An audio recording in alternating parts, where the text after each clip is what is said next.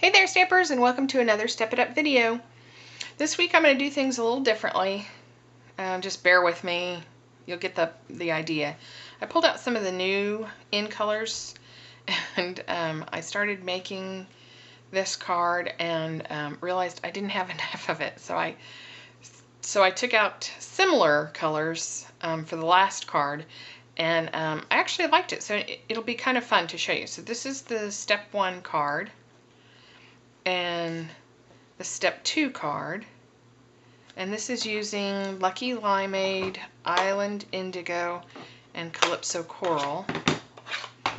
And then I realized I didn't have any more of the Island Indigo paper, so I went with, and I like this one too, this is the Step 3, I went with Not Quite Navy, Pear Pizzazz, and kept the Calypso Coral. So it gives you some options, and since I don't have any more of this paper, I'm going to demonstrate using this here. But so, you know, there's a few more options. So when I started doing this one, I thought, oh, it'll be, you know, just one layer, it'll be easy. This one was kind of hard because I had to create a mask in order to get this. So I stamped both of these on a Post-it, and I stamped the small one first, and then I applied the mask, and then I stamped the larger one. And then I applied the mask over that, and then I stamped, this is from, I should have told you, Vintage Vogue is what I'm using today, and then the sentiment is from Bring on the Cake, this one. So then I applied this second mask, and then I stamped the vine.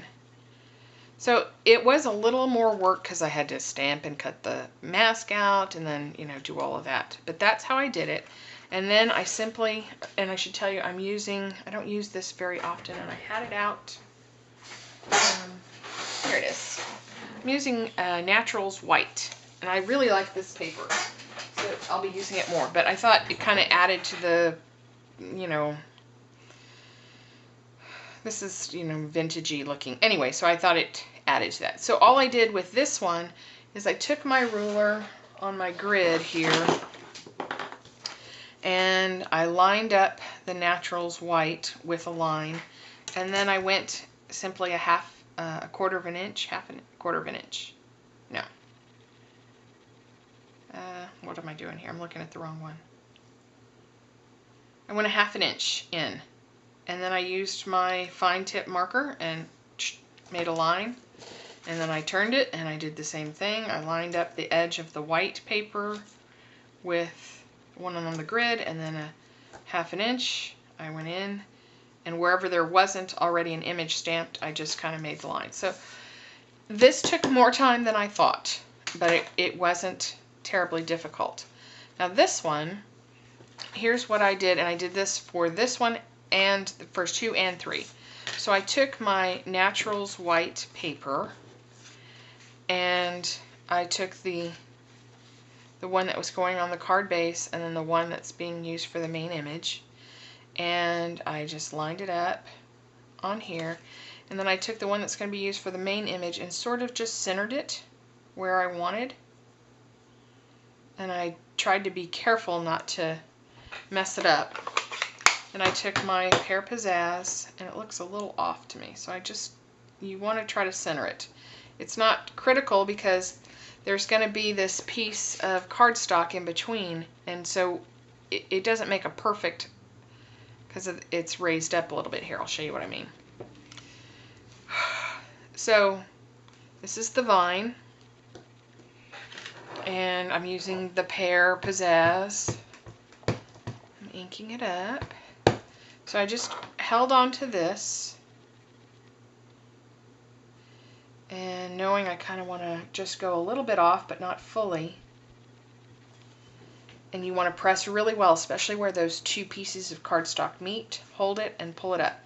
You can see it's not a perfect, but you'll have this little edge of cardstock that will cover that, and it'll make it look like it's perfect. So then, still holding the paper, I re-inked my stamp.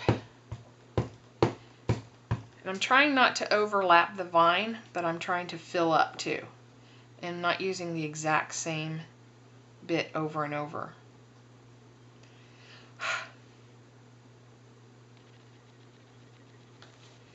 And then give it a good push. Hold and pull up.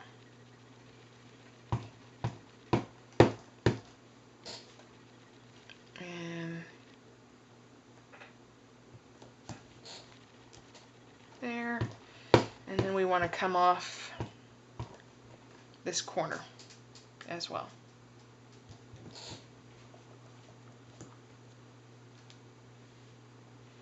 Like that. So when you make your level 2, you're going to mat it with this, and then you just kind of line it back up, and you can pop it on a dimensional. But see how, I mean, you'll trim this, but you can see here that it really looks like it's a perfect match, and it's fun. It's kind of, you could do that any card, and quick way to give it a, so then, so this is fine. You're just gonna put this on your card base for the step 2 card.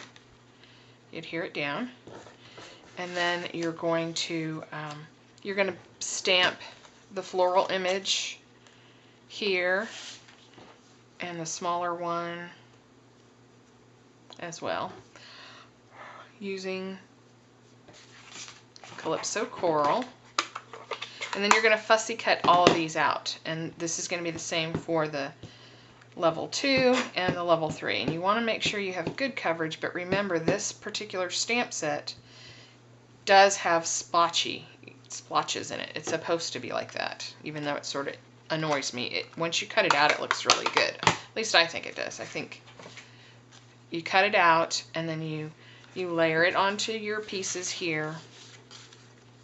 I know I'm not being super helpful here, but I hope this gives you enough of an idea how to do it, that I don't have time to fussy cut all of these out. But then you just layer it, and I didn't use a dimensional. Oh, the other thing I did, when I cut the flowers out, I folded them in on themselves a little bit, and then I folded the tip in too. So it's sort of like the 2 sides and then the tip. So it's folding this way and this way. Sort of like,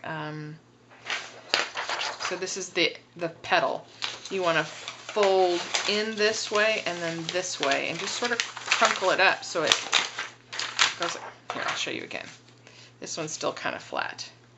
So my big hands are getting in the way, but kind of just, you just want to give it a little bit of shape so it looks like a flower. And then I added a little basic rhinestone. That's it. Now for the step 3 card, instead of stamping onto the Naturals white, I stamped directly onto the Calypso Coral paper. And I don't know if I like it better or not, but I think it gives it that punch of color. And the only thing I did differently, I did this Naturals white, these 2 images, exactly the same way I did here. I put the 2 down, sort of lined them up how I thought it would be centered, and then I stamped it just like that. Nothing different. The only difference is, on this one I cut it down just like 1/8 of an inch, and then I added this Pear Pizzazz matte. And then on this one, I added a very small 1/8 of an inch Pear Pizzazz matte, and then the same with the Calypso Coral, and again the Night of Navy, I mean the Not Quite Navy. And so you have these 3 little thin mats. And then I took the matted piece, this matted piece, and I wrapped it with Pear Pizzazz, and attached my little bow with an antique brad. So maybe this wasn't very helpful, but it was a very, number 1 was so complicated because of these masks. So I almost preferred doing it this way, and it took time, but I just, you know, put on a show or whatever, and I was fussy cutting these. These cards took a long time yesterday because of the fussy cutting, but to be honest, this one I think took the longest just because I had to fussy cut and then stamp, and then, you know, so it was doing the same thing I did here, but twice as much work, because then I had to stamp over it, and, you know, so I hope that makes sense. I feel like I'm rambling today. So this is step 1, step 2, and then step 3. And if you have any questions, just, post them on my blog and I'll try to answer them. I know this one is a little more complicated, but it's not. Try this. Even if you don't use this flower, if you use something, try this vine and then popping it up, because I think it gives a nice detail when it's on the bottom layer and that layer, and it looks like it continues. So anyway, have a great day. Thanks for stopping by. See you next time.